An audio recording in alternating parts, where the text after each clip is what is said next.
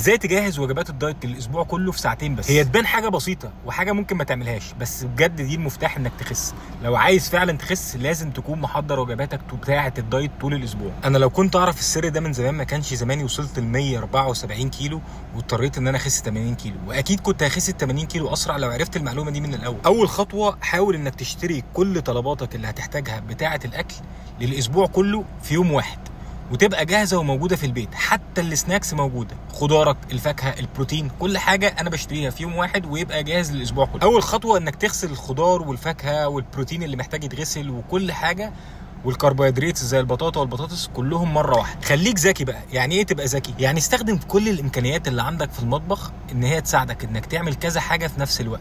يعني تستخدم الفرن، تستخدم البوتاجاز، تستخدم الاير فراير لو فيه، تستخدم الميكرويف لو فيه، لو عندك رايس كوكر تستخدمها. كل حاجه في نفس الوقت عشان تقدر تنجز كل حاجه في خلال ساعتين. يعني انا مثلا حطيت البطاطا في الفرن وفي نفس الوقت كنت بحط السمك في الاير فراير، وفي نفس الوقت كمان بشوح اللحمه، وعلى عين تانية بعمل الفراخ، والبطاطس بتاعتي انا بغليها، والرز بحطه في الماشين بتاعت الرز، وفاضل عينتين فاضيين مش هسيبهم فاضيين، اشوح في واحده جمبري والتانيه لحمه مفرومه. احنا ورانا ايه؟ ما انا كده كده واقف في المطبخ، وكده كده عايز اخلص، وكده كده بستفاد بالوقت على قد ما اقدر. في حاجه مهمه كمان، كنت لازم تكتب ليست كده بالحاجات اللي هتطلبها وبالحاجات اللي انت هتعملها عشان لما تخش المطبخ تبقى جاهز على طول. انجز وقتك يا باشا. طب انت هتيجي تقول لي انا ليه بعمل كل انواع البروتين دي؟ ما هو عندك اسبوع وعندك فيه وجبات فيها غدا ووجبات فيها عشاء ووجبات فيها فطار، فكده كده تنويع البروتين في مصلحتك جدا، وتنويع الكربوهيدرات في مصلحتك جدا. بس احسن نوع كربوهيدرات هو البطاطس والبطاطا، والرز باكله يوم واحد بس في الاسبوع، اليوم اللي بعمل فيه الاكل، عشان الرز من الحاجات اللي ما ينفعش تتسخن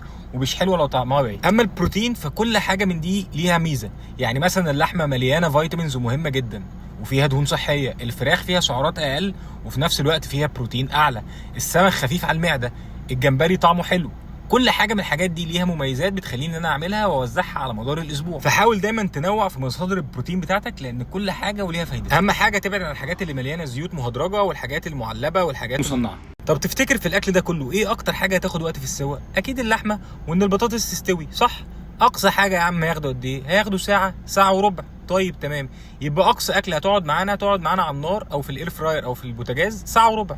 بعد ما الساعه وربع يعدوا وكل حاجه تستوي، نيجي لاهم مرحله اللي بتنظم لنا الاسبوع كله، ان احنا نقسم الوجبات كلها ونبتدي نحطها في علب او اي مكان نحطها فيه. يعني زي ما اتفقنا، انا اليوم اللي هطبخ فيه ده كده كده هاكل الرز وهاكل معاه فراخ، وممكن في العشاء ابقى اخد حتتين سمك مثلا. فده كده اول يوم. فاول يوم ده اصلا خلاص مش محتاج تغليف ولا اي حاجه، انت هتاكل الاكل كده كده طازه. تاني يوم ممكن يبقى بطاطس ومعاه لحمه، والسناك بتاعتي مثلا شويه بطاطا، والعشاء ساندوتش جمبري. يوم تاني بطاطس وفراخ، يوم تاني سندوتشين من صدور الفراخ اللي انا عاملها او الفاهيتا اللي انا عاملها دي، بس المهم ان انا اختار عيش صح يكون ما فيهوش جلوتين وما يكونش فيه سكر، وتقعد بقى تقفل علبك على هذا الاساس وترصهم في الفريزر يا باشا. واول ما تبقى محتاج تاكل اليوم اللي قبليها انقل اكلك من الفريزر للثلاجه. في مرحله بقى مور ادفانسد شويه، ان انت تبتدي ان انت ترسم اكلك، انك تفنن بقى. ده بقى لو انت زي حالاتي كده وبقالك فتره بتعمل الموضوع ده، ممكن تبتدي تقسم الفريزر لحاجات. يعني مثلا ده التشيكن، ده الميت، ده السلمون، ده السمك، ده الجمبري، دي البطاطا. توصل بيك الحال انك ممكن تقسم التمر اللي بتاكله في اليوم والقهوه اللي بتاكلها في اليوم، عشان يبقى الموضوع سهل جدا جدا جدا. ده غير ان البيت كله هيبقى عباره عن سناكس، ما فيهوش اي حاجه غير اكل صحي. يعني حتى الشوكولاته اللي موجوده دارك، حتى البافس اللي موجود مغذي وفيه بروتين، كل حاجه موجوده. رايس كيك، مفيش حاجه ممكن تبقى في البيت مش صحيه. مكسرات مثلا.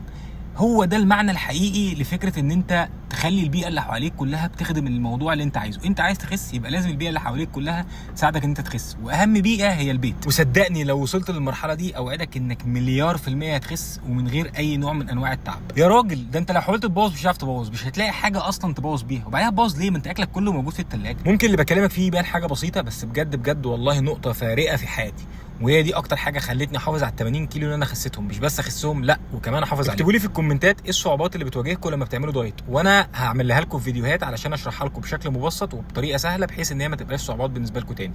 يا ريت تعملوا لايك وسبسكرايب، واستنوني الفيديو الجاي. سلام.